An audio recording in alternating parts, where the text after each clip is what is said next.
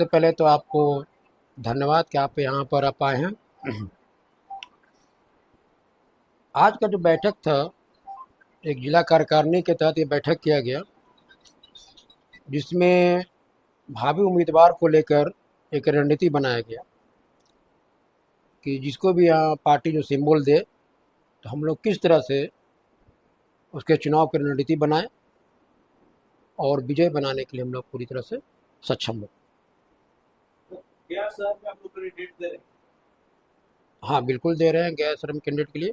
और ये जो 243 सीट पर हम लोग लड़ रहे हैं, वो गैर शहर की बात नहीं है। बिहार के सभी 243 सीट पर हम आम आदमी पार्टी चुनाव लड़ने जा रही है। गया में किस नाम से कैंडिडेट हैं, क्या घोषणा की है?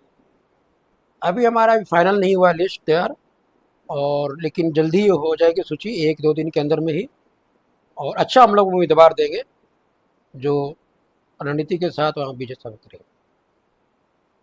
किस उद्देश्य से करिएगा? जो दिल्ली का जो पैटर्न और बिहार का पैटर्न थोड़ा सा यहाँ किसानी मुद्दा है, वहाँ बहुत सारे शहरी गाँव हैं, किस उद्देश्य से आप लोग करिएगा? देखिए, सबसे पहले तो हम लोग काम की राजनीति को लेकर हम लोग उतरेंगे। जो हमारा अरविंद केजरीवाल जो मॉडल दिए हैं, पूरी देश भर का ये मॉडल है। और दिल्ली में आप एक बता दिए कि हम लोग कैसे काम कर सकते हैं, और अन्य सरकारों के लिए भी एक संदेश दिया गया कि कैसे काम कर सकते हैं। वो मॉडल जो हमारे बेसिक जो मॉडल है, शिक्षा को लेकर, स्वास्थ्य को लेकर, बुजुर्गों को पेंशन है, आपत्ति योजना है, फ्री बिजली बिल जो हम लोग दिए, वो सारे सुविधाएं जो उसको लेकर हम लोग यहाँ पर मुद्दा उतरेंगे। रही बात आप कह रहे हैं कि बिहार की राजनीति और दिल्ली की राजनीति अलग है, ठीक है, लेकिन आपको ये भी मालूम होना चाहिए कि बिहार के लोग काफ़ी मैक्सिमम वहाँ भी रहते हैं, और वही वोटर से हम लोग को विजय भी बनाते हैं। तो वो उनको पता है कि हमें दिल्ली में क्या सुविधा मिल रहा है। वो सुविधाएं लेने के लिए बिहार की जनता वो बिल्कुल हमारे साथ जुड़ रहे हैं और हमें समर्थन कर रहे हैं। अपना परिचय दीजिएगा। अशोक कुमार सिंह, वरीय नेता, आम आदमी पार्टी। सर, आम आदमी पार्टी का तैयार है। आप लोग 243 विधानसभा कैंडिडेट को दे रहे हैं, क्या केजरीवाल की कैंपेन करेंगे? संभवतः करने का प्रयास में है। किस उद्देश्य से साथ? उद्देश्य यही है कि जो बिहार का जो मुद्दा है, अब जैसे गया जिला से हम लोग बिलोंग करते हैं, गया जिले में बहुत सी ऐसी समस्याएं हैं जिसको मुद्दा बना कर करके और वो आम पब्लिक के पास जाएंगे। पहला मुद्दा यह है, गया संसदीय क्षेत्र विगत कई दशक से रिजर्व, उसको जनरल करने का एक मुद्दा बनाएंगे। गया जिला में 10 विधानसभा में बोधगया क्षेत्र है, बाराचट्टी है, इमामगंज है, विगत कई वर्षों से विधानसभा क्षेत्र भी है जो रिजर्व। गया में बेलागंज है, गया शहर है, अतरी है, ये सब जनरल है।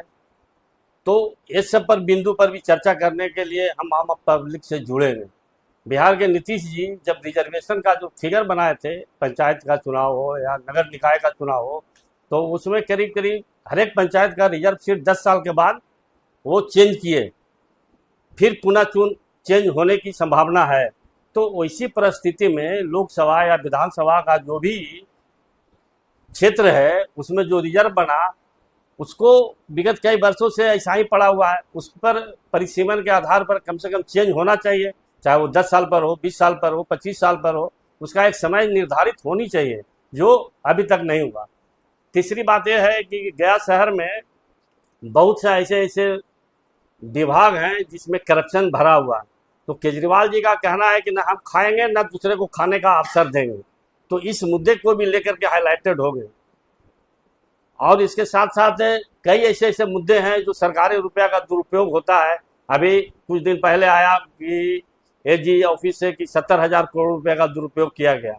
जब आप रुपए का स्कीम में कहीं न कहीं इन्वेस्ट किए हैं तो उसका वोचर सबमिट करने में क्या दिक्कत है? वो तो होनी चाहिए, लेकिन सरकार के द्वारा ऐसा नहीं किया गया, जिससे साफ जाहिर होता है कि पैसे का गबन किया गया है। इसके साथ अपनी वाणी को विराम देते हैं। अपना परिचय दीजिएगा।